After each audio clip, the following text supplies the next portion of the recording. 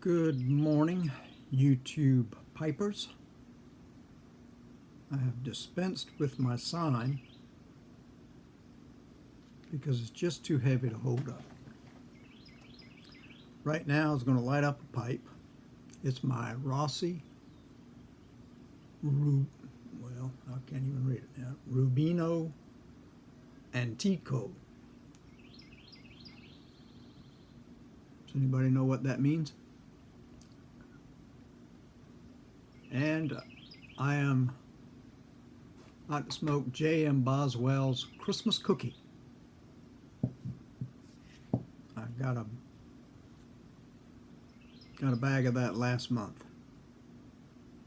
right when the challenge came up.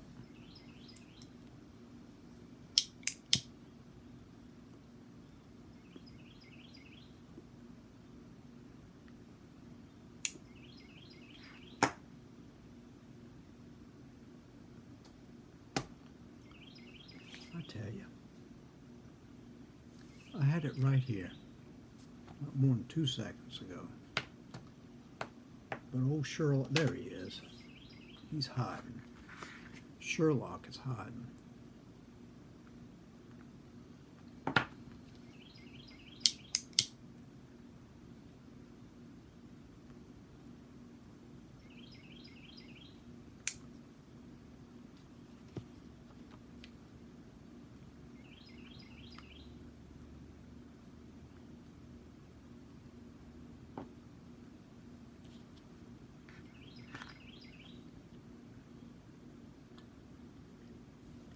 You'll have to pardon me. I'm a little slow. I don't know how many of you used to read the funny papers way back when. And I'll be honest, I don't even know if this is still a thing. But I thought I would show you this book cover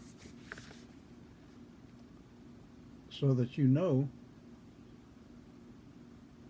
that pipe smoking was a big thing back then.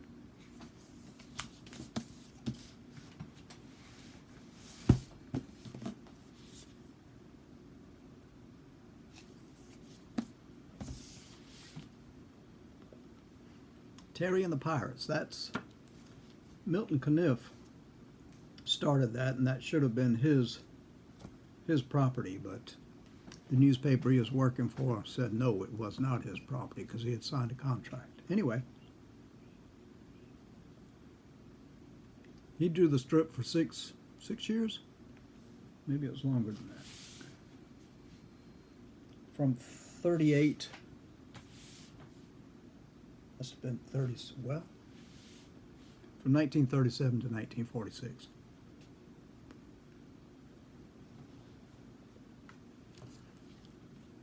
And whenever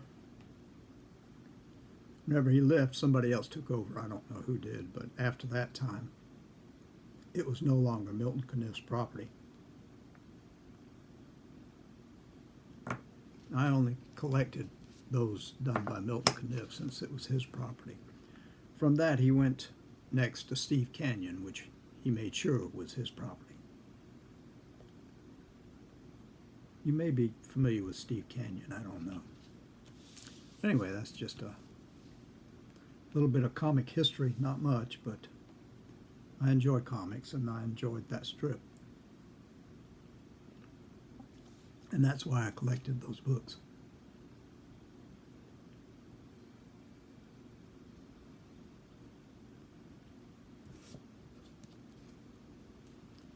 I thought there was something else I had to say, but I can't remember what it was.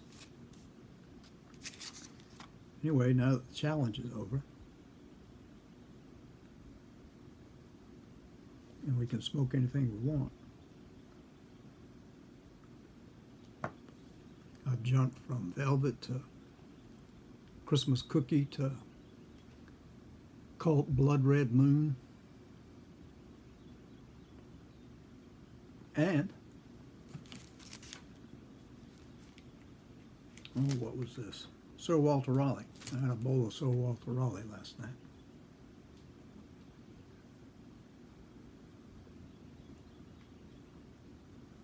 I may have to cut this off because Hunter hasn't been outside since early this morning. He's been sleeping. And if he wakes up and comes in here, that means he wants to go out.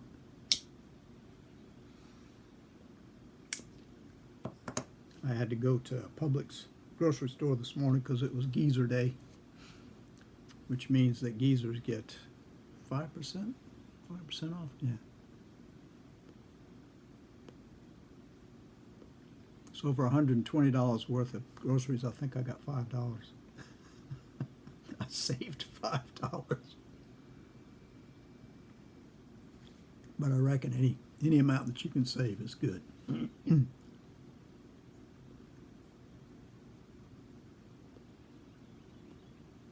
Well, I don't know if you guys are familiar with Terry and the Pirates or not. They had a radio show and a television show, but I don't think it lasted very long. This was back in the 50s.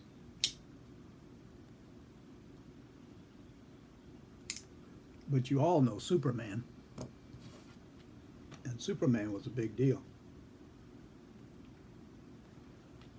He was also on radio, in the comics, and on TV back in the 50s. And Clyde and I used to watch it.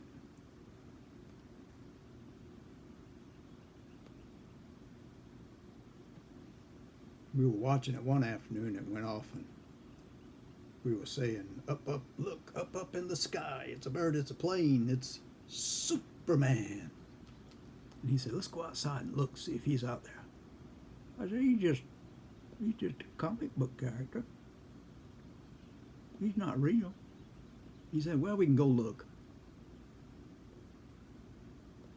So we went outside and looked up in the sky, and there were martins flying all around, because my granddad used to fix up gourds and put them high up, and the martins used to nest there.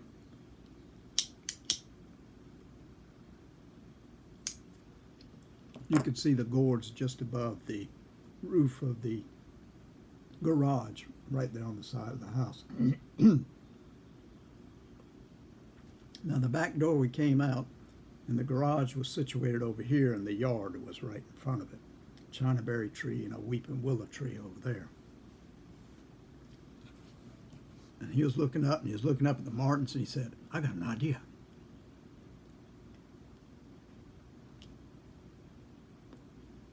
I said, what's that? Go in the house and get a towel and a safety pin. I said, okay, what are we going to do? He said, I'll show you when you get out. So I ran in the house, found me a towel, found me a safety pin, ran back out the door. He said, give me that. I said, okay, here it is. He said, it's a safety pin, where's that? Gave him the safety pin. He said, now stand still. I said, okay. And he put that towel around my neck, put the safety pin to it. He said, yeah, that'll work perfect. Now you got a cape. We need to get you up on that roof and you can fly down. I said, I ain't doing that. He said, why not? I said, because I can't fly. He said, you got that cape on. I said, well, why don't you do it? He thought for a second. He said, because you lighter. I said, what do you mean I'm lighter? He said, I got all these muscles and stuff. You know, I got to watch you fly out there. Then I can compensate for all that muscle I got. And I can get up there after you've flown. Then I can fly, because I'll see from your errors what I have to do. Well, you know, to my little brain, and trusting Clyde like I always did, I said, that sounds about right. He said, good. He walked over, he put the ladder up against the roof of the garage.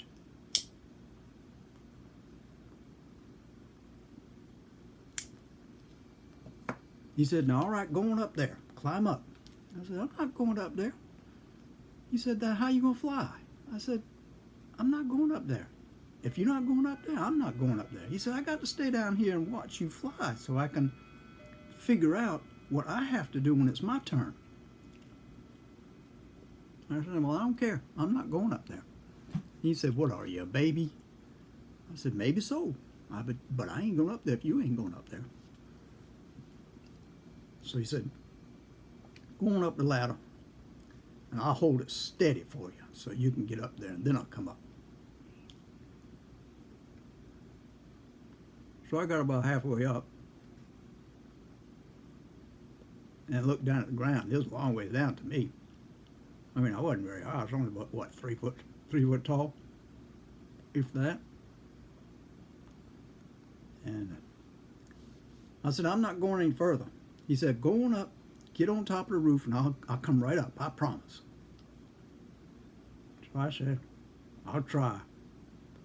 So I inched up the ladder, climbed over the last rung and onto the roof, lay down and rolled over and just looked at the sky.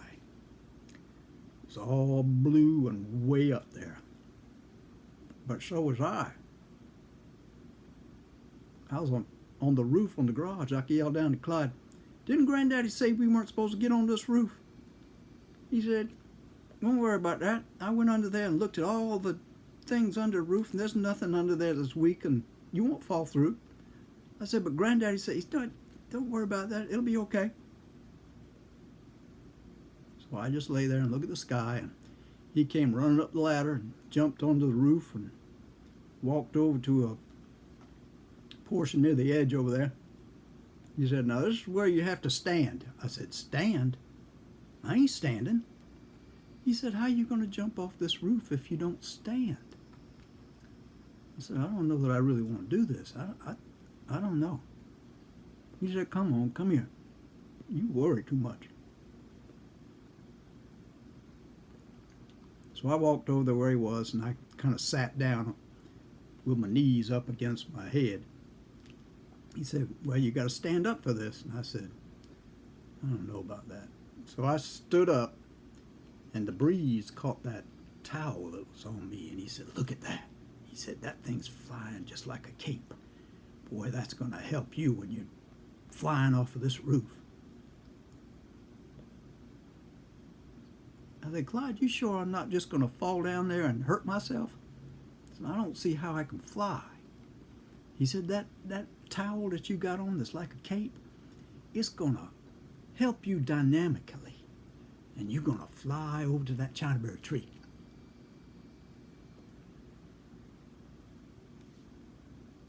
I said, I don't know that I want to do this, Clyde. He said, trust me. Let me go back down on the ladder so I can watch what's happening whenever you do jump off.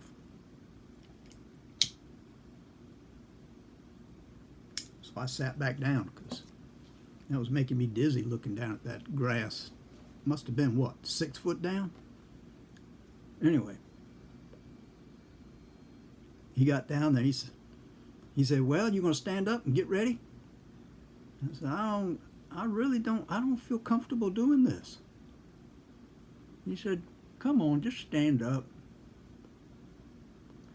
I want to see how I can fly whenever you've finished. And all of a sudden, he looked over that way, which was the way of the driveway, and he said, come on, you got to hurry up now, because he heard a car. I didn't hear anything because I was too nervous about this.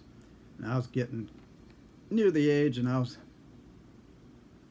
still hesitant. And he said, just pretend like on TV that you're jumping through a window in a high building, like Superman does on TV. You know how that is. Well, as I was beginning to, I don't know that I was beginning to get my courage up. I was just going to do it because Clyde was telling me it was okay. And I heard a door slam, and I looked over there, and my grandmother came around the corner, and she said, Clyde, then what are you doing? He said, nothing. And she looked up on the roof because that's where Clyde had looked. She said, what's that boy doing up there? Ricky, what you doing up there? I said I was going to fly. You sit your butt right down where you are. You just stay right there. Clyde Lynn, you get up on that roof and you get that boy down. And Clyde said, well, Grant, Daddy said I couldn't go up on the roof. And she said, I don't care what your daddy said. You get yourself up there. Get up that ladder and get that boy off that roof.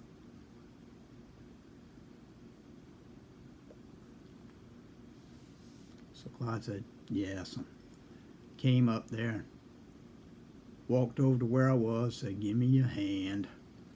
We walked over to the ladder, and he said, let me go down first, and I'll hold the ladder so you don't fall off. And I said, okay. He got down, he was holding the ladder, and I was thinking to myself, I sure am lucky to have an uncle that thinks about my safety like that. And I climbed on down the ladder. His mama was mad at him, and I could tell that she was mad at him. And he took that towel off of my neck. I knew I couldn't fly then, so we went back inside and decided to do something else.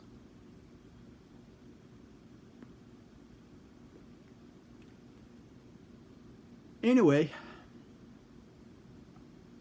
that was the story of the boy who almost flew. All I can say is somebody's looking after me because Grandma came home at the right time. As dumb as I was, I would have done it. Even though I was scared. I did trust that boy. But I should have known, whenever he got that twinkle in his eye, that this wasn't exactly kosher. So, anyway.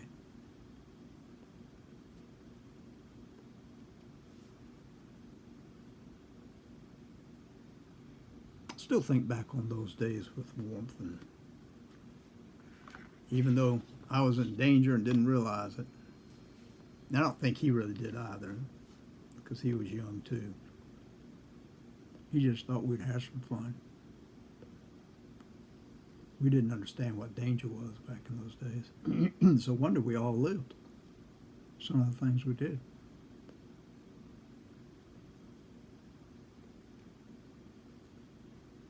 I'm enjoying my pipe.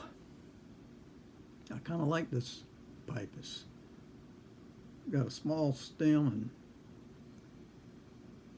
a big bowl for the size it is.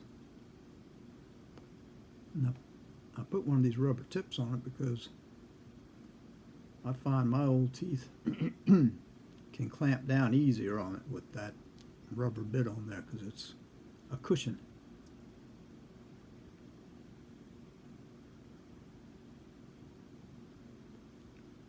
All right, folks. I hope everybody's doing well. I hope your day is going well. And I hope I haven't bored you. Y'all take care of yourselves, and I'll say God bless until next time.